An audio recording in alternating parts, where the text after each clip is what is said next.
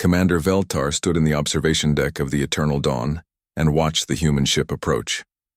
The vessel was smaller than expected, built with sharp angles and thick armor plating. It looked like something designed to take hits rather than avoid them. Veltar's four eyes studied the ship carefully, trying to understand what made these humans so special that High Command wanted an alliance with them. The Axiom Federation had been fighting the Hiveborn for 3 years now. The insect-like creatures were spreading across the galaxy like a plague, consuming everything in their path. Every species that stood against them either retreated or died. The Axiom had lost 12 colony worlds already. Their superior technology meant nothing when the Hiveborn simply threw endless numbers at every battle. Then Earth had sent a message.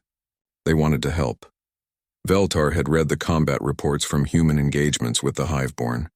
The numbers made no sense. Humans took casualty rates that would make any Axiom commander resign in shame, yet they kept fighting. They lost battles but somehow won wars. Their tactics seemed random. Their strategies looked desperate. And yet they had stopped 3 Hiveborn advances in their region of space. The human ship docked with a heavy clang that echoed through the Eternal Dawn's hull. Veltar's second officer, Kalman, shifted nervously beside him. "Commander, are you certain about this alliance?" Kalman's voice was quiet. "The humans have a concerning reputation." "High Command believes we need them," Veltar replied. "The Hiveborn are pushing toward the core worlds. If we cannot stop them at Praxis 7, we may lose everything." The airlock doors opened. The first human to step through was tall, with dark hair and sharp eyes that seemed to notice everything at once. He wore a simple uniform with minimal decoration, but he carried himself with the confidence of someone who had survived many battles. Behind him came more humans, each carrying weapons and equipment that looked worn from heavy use. "Commander Veltar," the human said, offering his hand in the strange human gesture of greeting.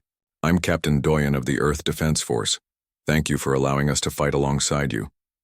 Veltar reached out with one of his 6 limbs and grasped the human's hand carefully. The captain's grip was firm, almost too firm. Veltar noticed the small scars on the human's hands and face. This was someone who had seen combat up close. "Captain Doyen, welcome aboard," Veltar said. "Shall we proceed to the strategy room?" The humans followed Veltar through the corridors of the ship. The commander noticed how they walked with weapons ready, eyes constantly scanning their surroundings. Even here in a safe allied vessel, they moved like they expected an attack at any moment. It was unsettling. The strategy room held a large holographic display showing Praxis 7 in the surrounding space. Red markers indicated Hiveborn positions. Blue markers showed Axiom forces. Veltar gestured to the display with 2 of his limbs. "The Hiveborn have established strong positions in the industrial sector," Veltar explained. "Our intelligence shows at least 3 warrior nests and 1 command structure. Standard Axiom doctrine suggests we establish superior firing positions here and here, then advance with artillery support." Captain Doyen studied the map for a moment, then pointed to several locations that made Veltar's skin ripple with concern. "We'll drop directly into the industrial sector," Doyen said calmly. "My people will advance through these corridors here, drawing the Hiveborn warriors out. Once they commit to attacking us, your forces can flank from these positions. Captain, that would place your forces in direct confrontation with overwhelming numbers," Veltar said, trying to keep his voice steady. "You would take severe casualties." "Yes," Doyen agreed, as if this was perfectly acceptable. "But it will work. The Hiveborn don't expect prey to attack first. They'll focus everything on us, leaving their flanks exposed." Veltar looked at his tactical officers. They all showed signs of distress at the human's suggestion. One of them spoke up. "Captain Doyen, Axiom military doctrine considers any operation with predicted casualties above 5% to be unacceptable without extensive support." A female human with medical insignia on her uniform stepped forward. She had kind eyes, but her voice was matter-of-fact. "I'm Hana, human medical officer," she said. "Our doctrine assumes 30% casualties in major engagements. We've prepared for that outcome. Every soldier knows the risks and accepts them. 30%. The number hung in the air like a death sentence. Veltar could not imagine sending soldiers into battle, knowing that 1 in 3 would not return. The Axiom had evolved as prey animals on their homeworld. Their instincts screamed at them to avoid danger, to preserve life, to retreat when threatened. These humans seem to have no such instincts. How do your soldiers maintain morale with such expectations? Veltar asked quietly. Captain Doyen smiled, but it was not a happy expression. Commander, humans don't fight to survive. We fight so others can survive. Every soldier down there knows that if they fall, they're buying time for someone else to live. That's enough. The meeting continued for another hour. The humans suggested tactics that seemed designed to maximize their own casualties while achieving objectives. They spoke casually about acceptable losses, fighting retreats, and last stands. Veltar approved the plan because High Command had ordered cooperation. But every instinct told him this was madness.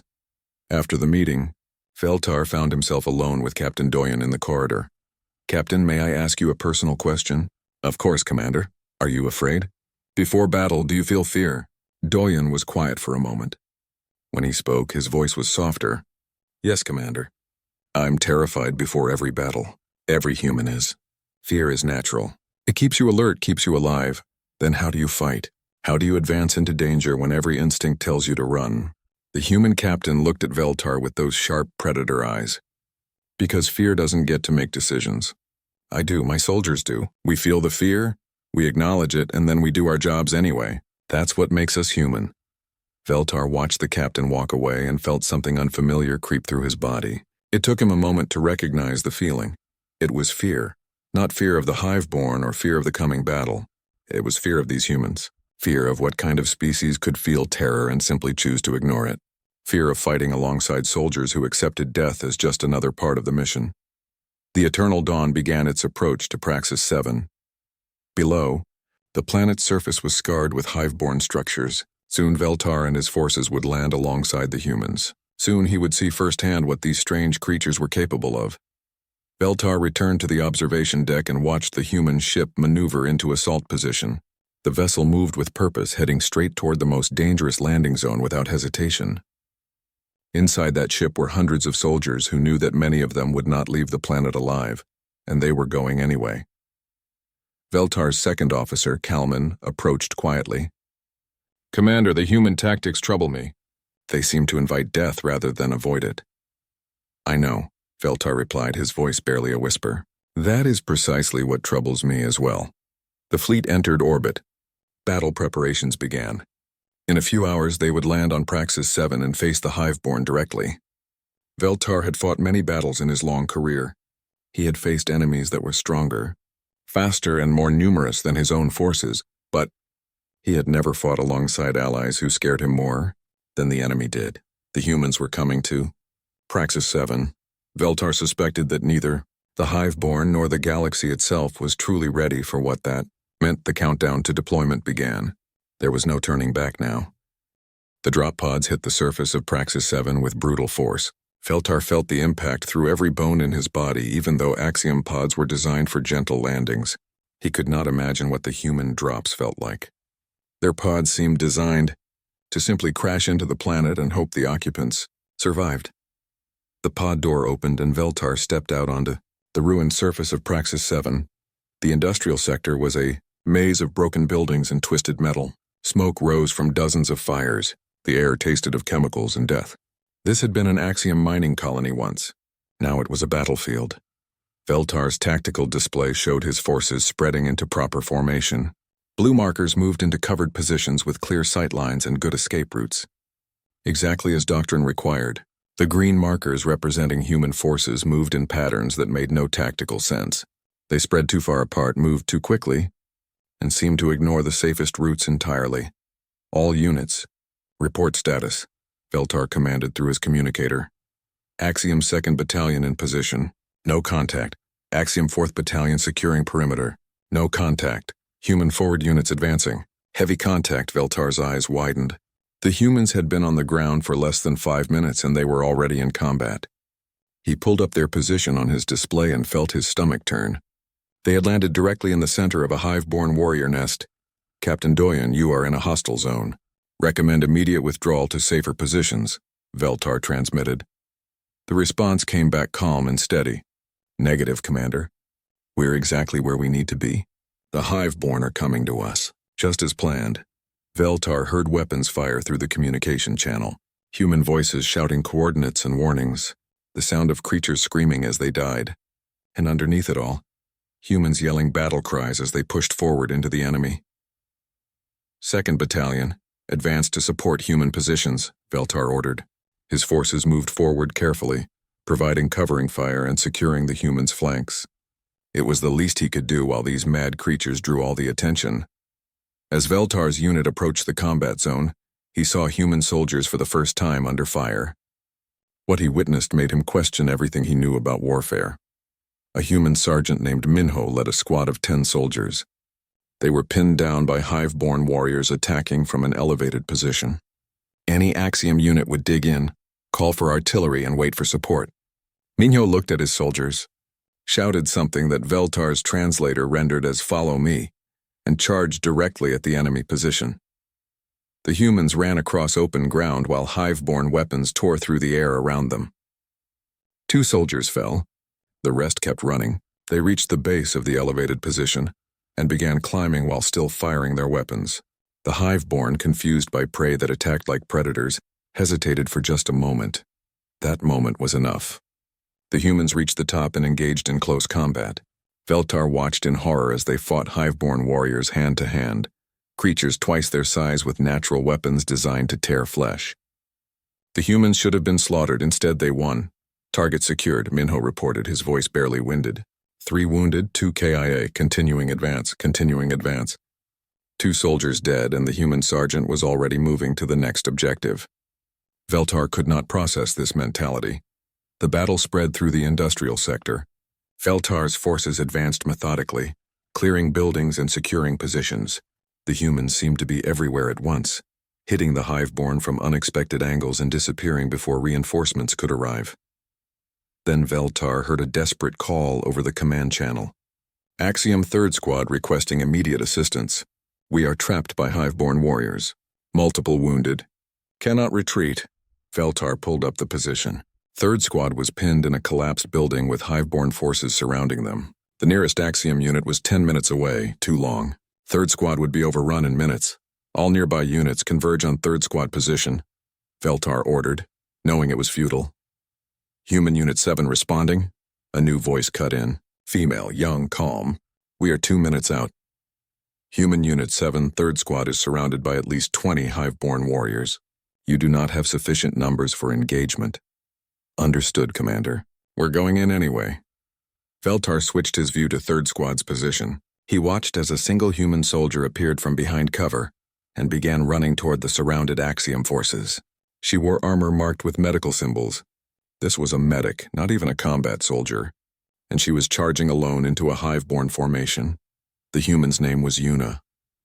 She ran in a zigzag pattern that made her harder to hit, but Veltar still saw weapons fire striking her armor. Once, twice, 3 times, any Axiom soldier would be down after the first hit. Yuna stumbled on the 3rd impact but kept running. She reached the first wounded Axiom soldier and grabbed him with shocking strength. She dragged him back toward cover while still firing her weapon one-handed at the hive-born. Veltar watched in disbelief as she made the trip twice more, pulling wounded soldiers to safety while under constant fire. On her 4th trip, a hive-born warrior's blade caught her across the leg. She went down hard. Veltar thought it was over. No soldier could continue fighting with that kind of wound. Yuna pulled herself up using her rifle as a crutch. She looked at the last 2 wounded Axiom soldiers still trapped in the kill zone. Then she looked at the hive-born warriors moving to finish them. She made a choice. She charged again. This time the rest of her unit arrived and provided covering fire. Yuna reached the wounded soldiers and began dragging them both at once, her injured leg leaving a trail of blood. The hive-born focused their fire on her, seeing an easy target. That was their mistake. While they attacked Yuna, the rest of Human Unit 7 flanked them and opened fire at close range. The hive-born position collapsed. Yuna got the last wounded soldiers to safety, administered first aid, and then collapsed herself. Veltar immediately ordered medical evacuation for her and the Axiom wounded. When Medic Hana reached Yuna's position, Veltar listened to her report in stunned silence. Yuna took 4 direct hits and a blade wound. She'll need surgery, but she'll survive. She's conscious and refusing sedation until she confirms all the wounded are stable. She was hit 4 times and kept fighting? Veltar asked, though he had seen it with his own eyes. Commander, humans are designed to keep functioning past injury, Hana explained calmly. Our adrenaline response, pain tolerance, and shock resistance are all adapted for continued combat. Yuna did exactly what she was trained to do. But why? Why would anyone train to continue fighting after being wounded? Because, Commander, humans learned long ago that the difference between living and dying often comes down to who quits first. We decided we wouldn't be the ones to quit. The battle continued through the day. Veltar saw a human combat engineer named Wujin stay behind to manually detonate explosives when the remote system failed.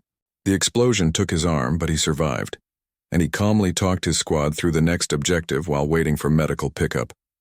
He saw humans form defensive lines to protect retreating Axiom units. He saw them advance under fire that should have pinned them down.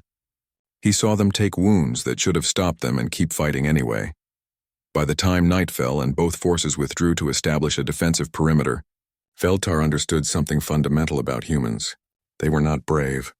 Bravery implied a lack of fear, and humans clearly felt fear. Veltar had seen their hands shake before combat, had heard the tension in their voices. No, humans were something else entirely. They were stubborn. They were determined. They were creatures who felt every bit of fear that any rational being should feel, and then they simply decided that fear was not going to control them. As Veltar walked through the temporary base that night, he passed human soldiers laughing and sharing food despite their injuries. He passed Axiom soldiers who had been saved by human courage, looking at their rescuers with a mixture of gratitude and terror. Veltar found Captain Doyen checking on his wounded soldiers. The captain's uniform was torn and stained with blood, though Veltar could not tell if it was human or hiveborn. "Captain, your forces performed admirably today," Veltar said, though admirably felt like an inadequate word. "Thank you, Commander. Your people fought well, too." Third Squad held their position until help arrived. "That takes discipline." "They held because Private Yuna refused to let them die," Veltar said quietly. "She should have been killed making that rescue." "But she wasn't," Doyen replied simply. "Humans are hard to kill, Commander. We evolved that way. Our planet taught us that survival meant refusing to die even when we should." Veltar looked at this human captain, this creature from a world so dangerous it had shaped its inhabitants into something the galaxy had never seen before. "Captain Doyen, I must confess something. Your people terrify me." The captain smiled sadly. "We terrify ourselves sometimes, Commander. That's why we need allies like the Axiom, to remind us that there are other ways to be strong besides refusing to fall." That night, Veltar did not sleep well. The forward operating base looked like organized chaos to Veltar's eyes. Axiom forces had their section arranged in perfect geometric patterns with clear paths between each unit. Everything was orderly and efficient. The human section looked like someone had simply dropped equipment wherever there was space, and soldiers moved in seemingly random patterns that somehow worked. Veltar walked through the human area as night settled over Praxis 7. He wanted to understand these creatures better. Understanding them might help him overcome the growing fear they inspired in him. The first thing he noticed was how humans rested. Axiom soldiers required quiet meditation chambers to process the stress of combat. They needed calm environments to restore their mental state. Humans simply lay down wherever they were, often with weapons within arm's reach, and fell asleep in minutes. Some of them even slept while other soldiers nearby cleaned weapons or told jokes. Veltar approached a group of human soldiers sitting around a small fire. They were heating rations and talking in relaxed voices. Several had visible injuries from the day's fighting. One soldier had a bandage wrapped around his head. Another's arm was in a sling, and a third had a medical patch visible on her neck. Yet they were laughing about something. "Commander Veltar," one of them called out. It was Sergeant Minho, the one who had led the charge against the elevated position. "Come join us. We have extra food." Veltar settled near the fire, curious about what humans discussed after a day of brutal combat. He expected them to talk about losses, to mourn the fallen, or to express fear about tomorrow's battle. Instead, they were making bets. 20 credits says we hit the command nest tomorrow," one soldier said. "You're on," another replied. "I say it takes 2 more days of grinding before we get close. What's the bet on casualties?" A third asked casually, as if they were discussing weather predictions. "I'm thinking 15% tomorrow. The Hiveborn know we're coming now. They'll be dug in deep. 15% casualties discussed as casually as a weather forecast." Veltar's skin rippled with distress. Does it not disturb you to gamble on how many of your comrades might die? The soldiers looked at each other, then at Veltar. Sergeant Minho spoke carefully. Commander, it's not that we don't care. It's that we've learned humor helps us deal with fear. If we sat around thinking about who might not make it, we'd break. So we joke instead.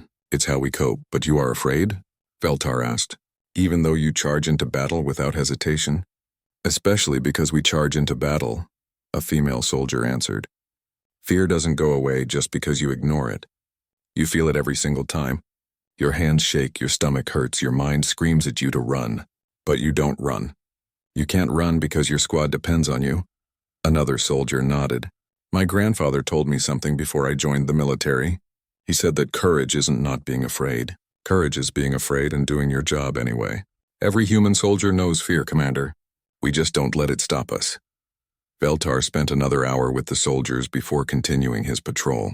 They shared stories from past battles, joked about near-death experiences, and spoke about fallen friends with a mixture of sadness and pride. Veltar realized that humans bonded through shared trauma in a way Axiom never did. For humans, surviving something terrible together created connections stronger than anything else. Later that night, Veltar was assigned to watch duty alongside a human lieutenant named Nari. She was young by human standards, but her eyes held the weight of many battles. They stood together on the perimeter, watching the darkness for hive-born movement. Do you ever regret joining the military? Veltar asked her. Nari was quiet for a long moment. Every day, she finally said. I regret every soldier I couldn't save. Every mistake I made that cost lives. Every time I have to write letters to families telling them their loved one isn't coming home. But I don't regret serving. This is what I was meant to do. How do you carry that weight? The knowledge that your decisions affect whether people live or die? Badly, Nari admitted with a sad smile. I don't sleep well. I second-guess every choice. I wonder if there was something different I could have done. But then I remember that if I don't carry this weight, someone else has to. Every leader in every military carries the same burden. We shoulder it so our people don't have to. A sound in the darkness interrupted their conversation. Both of them immediately focused on the perimeter. Veltar's tactical display showed movement in Sector 7. Axiom sentry posts report contact in Sector 7. Veltar commanded.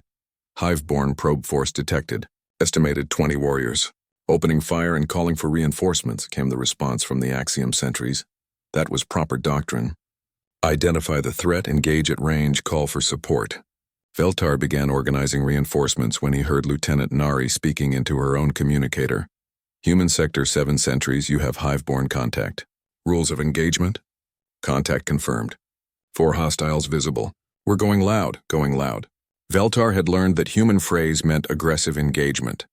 But 4 human sentries against 20 hive-born warriors was suicide. Lieutenant Nari, your sentries are outnumbered 5-1. They should fall back and wait for support. Watch, Nari said simply. Veltar pulled up the tactical display and watched 4 green markers move directly toward 20 red markers. This was insane. This violated every principle of warfare. You did not charge when outnumbered. You did not attack when you could defend. You did not. The red markers began retreating. Veltar's 4 eyes widened in disbelief. The hive-born warriors, creatures bred for combat and known for their fearlessness, were retreating from 4 humans. The human sentries pursued them into the darkness, and within minutes, all the red markers disappeared from the display. Human sentries reporting Sector 7 clear. No casualties. Returning to post. Explain what just happened, Veltar demanded. Your sentries were outnumbered and should have been overwhelmed. Lieutenant Nari's expression was grim. Commander, the hive-born evolved as predators. They understand prey that runs and prey that hides. They don't understand prey that attacks. When we charged them, it broke their mental model of how combat works. They expected us to defend or retreat. When we did neither, they couldn't process it. But your sentries could have been killed. Yes, and they knew that. But they also knew that if they showed weakness, the hive-born would push harder. So they showed strength instead. Sometimes the best defense is making the enemy think twice about attacking you at all. Veltar tried to wrap his mind around this concept. Humans deliberately took risks to create psychological advantages. They weaponized their own aggression to make enemies hesitate. It was a form of warfare Axiom had never even considered. The rest of the night was quiet. As dawn approached, Veltar found himself sitting with Medic Hana near the medical area. She was organizing supplies for the coming day's battle. "May I ask you something personal?" Veltar said. "Of course, Commander. Why did you become a medic? You clearly have the skills to be a combat soldier, yet you chose to heal instead of fight." Hana paused in her work. "Because I've seen what war does to people, Commander. I've held soldiers while they died. I've performed surgery in trenches while the enemy was shooting at us. I've had to choose who to save when there wasn't time to save everyone. It's the hardest job in the military. Then why do it? Because someone has to. Because every life I save is a victory against death itself. Because even in the middle of all this violence and horror, there need to be people who are dedicated to preserving life." She looked at Veltar with intense eyes. "Humans are good at war, Commander, too good. We've been fighting each other for our entire history. That's why we need medics, because we have to remember that life has value even when we're surrounded by death." "You assume 30% casualties in major battles," Veltar said. "How do you maintain hope when you expect so many to die?" "Because 30% casualties means 70% survivors," Hana replied firmly. "For every soldier I can't save, there are 2 more who make it home. Those are odds worth fighting for. We don't measure success by who we lose, Commander. We measure it by who we save." As the sun rose over Praxis 7, Veltar stood and watched the humans prepare for another day of battle. They checked weapons, shared jokes, helped each other with equipment, and prepared to once again walk into situations that might kill them. Veltar had spent the entire night among humans, and he understood them better now. They were not fearless warriors who felt no pain. They were creatures who felt every bit of fear and pain that any being should feel. But they had simply decided that those feelings would not control their actions. They were afraid of death but refused to let death dictate how they lived. They felt pain but refused to let pain stop them from helping others. They knew the odds but refused to let mathematics determine their choices. Commander, Veltar had fought many battles in his long career. He had faced enemies across a dozen worlds, but he had never encountered anything like humans. They were not superior fighters. They were not advanced tacticians. They were simply beings who had weaponized stubbornness into an art form. The intelligence reports were clear and terrible. The Hive-born command nest was located deep inside the industrial sector, protected by layers of warriors and defensive positions that would make any assault costly. Veltar studied the tactical display and ran calculations in his head. With current forces, a successful assault would require overwhelming firepower and perfect coordination. They had neither. "We need to call for reinforcements," Veltar said during the morning strategy meeting. "Even with human support, this objective is beyond our current capabilities." Captain Doyen leaned over the holographic display, studying the enemy positions with calm eyes. "Reinforcements won't arrive for 5 days, Commander. The Hive-born are bringing in more warriors every hour. If we wait, this becomes impossible instead of just difficult. It is already impossible. Look at these numbers." Veltar highlighted the enemy markers. 300 Hive-born warriors, fixed defensive positions, and the command nest itself likely contains another 100. We have less than 400 total soldiers between both our forces. "Then we use what we have," Doyen said simply. "That is suicide." "Maybe, but waiting is definitely suicide. For everyone on this planet and the next 3 systems. The Hive-born command here is coordinating attacks across this entire region. If we take it out, we save millions of lives." Veltar looked around the room at the other commanders. Every Axiom officer showed signs of distress.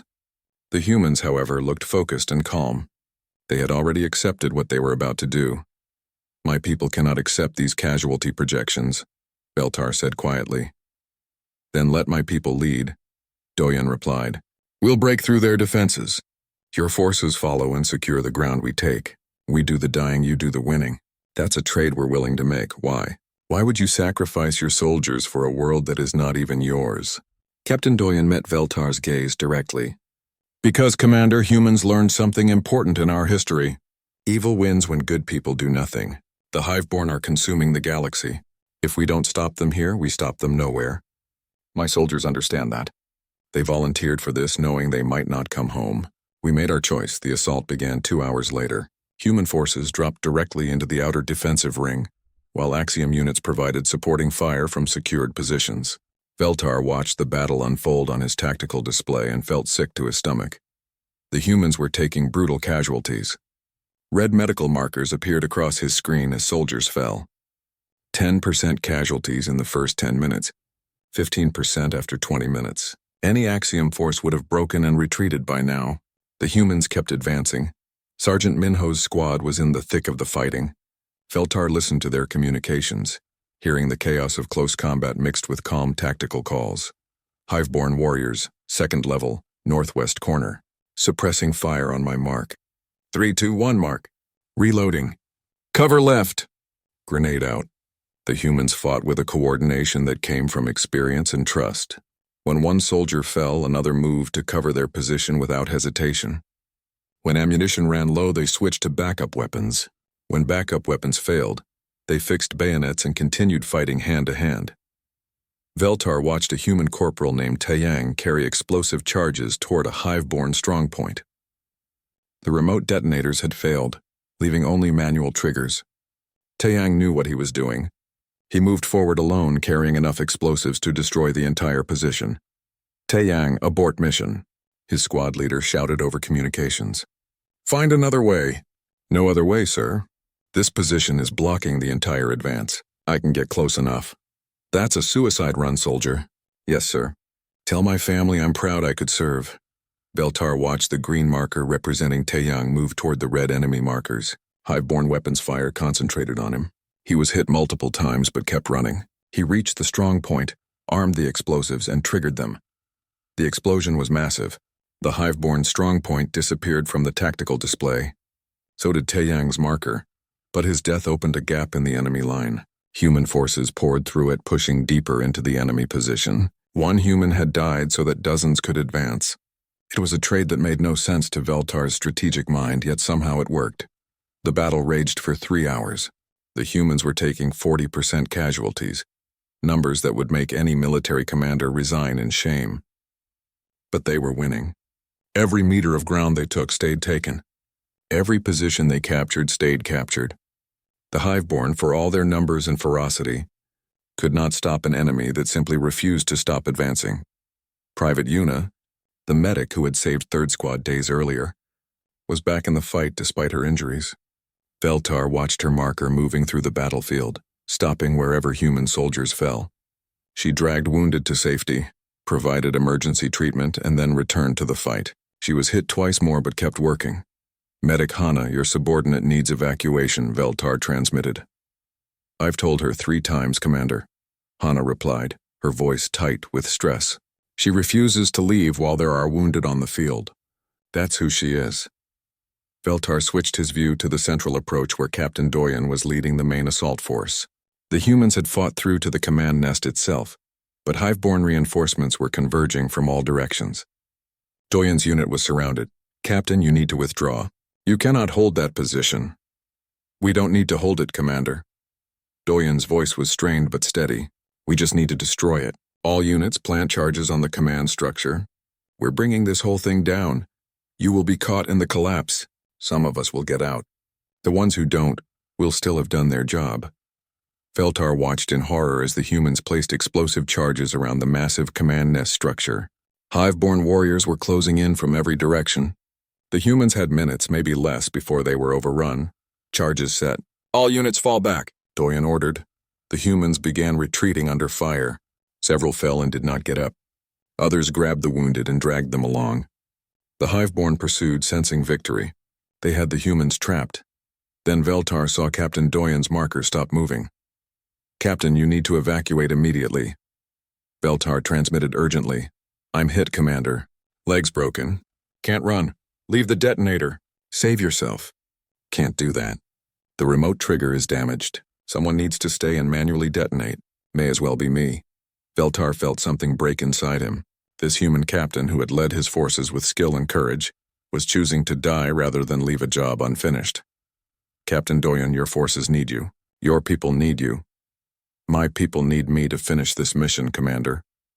There was a long pause. Tell them it was an honor. Tell them I'm sorry I couldn't come home.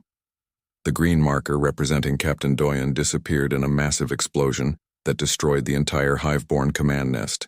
The structure collapsed inward, taking hundreds of hive-born warriors with it. It was a victory. It was also a tragedy, but the humans did not stop to mourn. Lieutenant Nari took command of the surviving human forces and continued the assault. They pushed into the collapsing hive-born positions, hunting down survivors and destroying anything that might allow the enemy to regroup. Veltar led Axiom forces through the breach the humans had created. They secured positions, evacuated wounded, and established a perimeter. The humans had broken the enemy's back. The Axiom would make sure it stayed broken. As the battle wound down, Veltar found himself in the ruins of the command nest. Human soldiers were searching for survivors, both their own and enemy wounded. Medic Hana moved among the injured with calm efficiency, treating humans and Axiom alike. In the center of the ruins, Veltar found something that would haunt him forever. Captain Doyun's body was barely recognizable. He had taken multiple hits before the explosion. He should have been dead long before he triggered the charges. But humans did not die when they should. Veltar noticed that Doyun's sidearm was empty, and there were dead hiveborn around him. Even while dying, wounded, and alone, the human captain had continued fighting. He had held off the enemy long enough to complete his mission, and then he had made sure his death took as many enemies as possible with him. Lieutenant Nari found Veltar standing there. Her face was covered in dirt and blood. Tears left clean tracks down her cheeks. He was supposed to retire after this mission, she said quietly. He had a family waiting for him back home. A wife and 2 children. Then why did he sacrifice himself? Veltar asked desperately, trying to understand. Because that's what we do, Nari replied.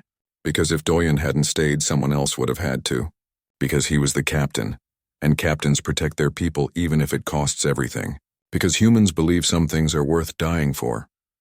Veltar looked at this young human lieutenant, now in command of forces that had lost almost half their numbers. She was crying. She was grieving. But she was still standing, still leading, still fighting. Are you not afraid? Veltar asked. After seeing what happened to your captain, are you not terrified of what might happen to you? Lieutenant Nari wiped her eyes and looked at Veltar with an expression he would never forget. The medical ship Mercy's Light floated in high orbit above Praxis 7, its white hull marked with the symbols of healing that every civilized species respected. Inside, the recovery wards were filled with soldiers from the battle that had ended 2 days ago. Veltar walked through the corridors, visiting the wounded and trying to make sense of everything that had happened. The Axiom recovery ward was quiet and orderly. Injured soldiers rested in individual pods designed to minimize stress and promote healing. Soft music played in the background. Medical staff moved silently between patients. It was peaceful, designed to help traumatized soldiers recover both physically and mentally. The human recovery ward was chaos. Veltar stood at the entrance and could not believe what he was seeing. Humans with missing limbs were sitting up in their beds, laughing and talking with other patients. A soldier with bandages covering half his face was playing some kind of card game with 3 others. 2 humans with serious injuries were arguing cheerfully about something trivial, and they were singing, not mourning songs or quiet prayers. They were singing loud, happy songs about going home and seeing loved ones. Songs about surviving against odds. Songs about fallen comrades who had fought bravely. The entire ward felt more like a celebration than a hospital. Commander Veltar, someone called out. It was Private Yuna, the medic who had been wounded multiple times but refused to stop working. She was sitting up in bed, her leg in a support brace, waving at him with a smile. Veltar approached her bed carefully. Private Yuna, you should be resting. Your injuries were severe. I've been resting for 2 whole days, she replied cheerfully. I'm going crazy just lying here. Doctor says I can start physical therapy tomorrow. Should be back on duty in 2 weeks. 2 weeks? You have injuries that would take an Axiom soldier months to recover from. Yuna shrugged. Humans heal fast, Commander. And we're stubborn. The doctors keep telling us to rest, but we all want to get back to work. There's still hiveborn out there that need fighting. A human soldier in the next bed, missing his left arm below the elbow, leaned over. Commander, you should see the new prosthetics they're fitting us with. Advanced military grade. I'll be back in action before you know it. Might even be better than before. Veltar looked at this human who had lost a limb and was excited about returning to combat. Do you not wish to go home? To leave the military after such injury? The soldier laughed. Commander, I joined the military knowing I might get hurt or killed. Getting injured is just part of the job. Besides, my squad is still out there. I'm not leaving them behind just because I lost an arm. Veltar spent another hour in the human ward, talking with wounded soldiers who should be traumatized, but were instead making plans for their future. They discussed their injuries like minor setbacks. They talked about fallen comrades with sadness, but also with pride. They seemed determined to make sure that every sacrifice had meaning. Later, Veltar found Lieutenant Nari in a private room. She had taken command of human forces after Captain Doyen's death, and had led them through the final stages of the battle. She was staring out the window at Praxis 7 below, her expression distant. "Lieutenant, may I come in?" Nari turned and tried to smile, but it did not reach her eyes. "Of course, Commander. Please sit." They sat in silence for a moment before Veltar spoke. "How are you managing?" Taking command under such circumstances could not have been easy. It wasn't, Nari admitted.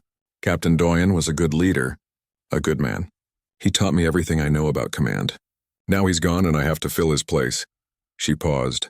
I wrote letters to the families of everyone we lost. 47 letters. Each one telling someone that their loved one died bravely, that their sacrifice mattered, that we won because of them. Do you believe that? That their deaths mattered? I have to believe it, Commander. Because if I don't, then I sent those people to die for nothing. And I can't live with that. Nari turned to look at Veltar directly. We won this battle. The Hive-born command structure is destroyed. Reinforcements are arriving to secure the planet. Millions of lives across multiple systems were saved. That's what Captain Doyen and the others died for. That has to be enough. Veltar studied this young human who carried such heavy responsibility. How do humans maintain morale when you accept such high casualty rates? How do you convince soldiers to fight when they know the odds? Nari thought about it for a long moment. We don't convince them, Commander. We give them a choice. Every human soldier volunteers to serve. We tell them the truth about war. We show them the statistics. We explain that they might die, might be injured, might see things that haunt them forever, and then we ask them if they still want to serve. And they say yes? Millions of them say yes. Because humans understand something fundamental about civilization. Someone has to stand between the innocent and those who would harm them. Someone has to be willing to fight so others don't have to. We don't draft soldiers, Commander. We just give people the opportunity to be heroes. And humans love being heroes. Veltar left Nari to her thoughts and made his way to the command center. He had been working on something for the past 2 days. A classified report for Axiom High Command. A report that would change how the Axiom Federation viewed humanity. Forever. He sat at his terminal and reviewed the document one last time before sending it. The report was titled, Strategic Assessment, Human Military Capabilities and Recommendations. In it, Veltar detailed everything he had witnessed. The human ability to continue fighting through injuries, their willingness to accept casualties, their tactical flexibility and aggressive combat doctrine, their psychological resilience, their strange ability to transform fear into motivation. But the most important section was his recommendations. Veltar wrote, It is the recommendation of this commander that the Axiom Federation maintain strong alliance with humanity at all costs. Furthermore, it is strongly advised that military conflict with human forces be avoided under any circumstances. This recommendation is not based on human technological superiority, as their equipment is merely adequate. It is not based on tactical genius, as their strategies are often reckless. It is based on something far more concerning. Humans do not fight wars to win. They fight wars to avoid losing. This is a crucial distinction. A species that fights to win will accept defeat when the cost becomes too high. Humans do not accept defeat. They will pay any cost, endure any hardship, and sacrifice any number to achieve their objectives. In every military engagement observed, human forces took casualties that would break any Axiom unit. Yet they continued fighting with increased determination. Each loss seemed to strengthen their resolve rather than weaken it. This is psychologically opposite to every other species encountered. Most concerning is the human relationship with fear. Other species feel fear and respond logically by avoiding danger. Humans feel fear and respond by attacking it. They have weaponized their own mortality. They have transformed death from something to be avoided into a tool to be used. If humanity ever faces an existential threat, this galaxy will learn what humans become when they remove all restraints. We have observed them fighting with rules and limitations. We have seen them show mercy to enemies and compassion to allies. But underneath that civilization, there exists something that evolved on a planet where everything tried to kill it. Humanity survived their homeworld. Everything else on that planet did not. Any species that chooses war with humanity must understand they are not fighting soldiers. They are fighting survivors who have spent millions of years refusing to die. They will not quit. They will not surrender. They will not accept defeat. They will simply keep coming until their enemy breaks or until there are no more humans left to fight. And given human reproduction rates and their willingness to colonize even the harshest worlds, there will always be more humans. The Hiveborn are learning this lesson now. Each victory against human forces costs them more than the victory is worth. Each defeat teaches humans how to fight them better. The Hiveborn may win individual battles, but they will lose the war because humans have decided they will lose the war. This commander has fought alongside many allies over a long career. None have inspired the same level of genuine fear as humans. Not fear of their weapons, not fear of their tactics, fear of their determination. Maintain the alliance, never make them enemies, and thank whatever fortune brought them to our side instead of against us. Veltar transmitted the report and leaned back in his chair. In a few hours, High Command would read it. They would probably think he had been traumatized by combat. They would question his conclusions, but they would also see the battle results. They would see that a small human force had accomplished what Axiom forces could not. They would see that the Hiveborn advance had been stopped. And they would have to consider his words carefully. A message appeared on his terminal. It was from Captain Doyen, sent before the final battle, a contingency message in case he did not survive. Veltar opened it with shaking hands. Commander Veltar, if you're reading this, I didn't make it. I want you to know it was an honor fighting beside the Axiom Federation. Your people are brave and honorable, and they deserve to survive this war.